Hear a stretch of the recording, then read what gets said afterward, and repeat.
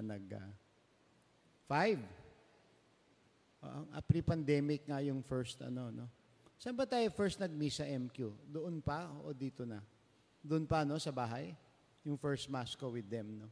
So 5 years, no? So let's reflect on those 5 years.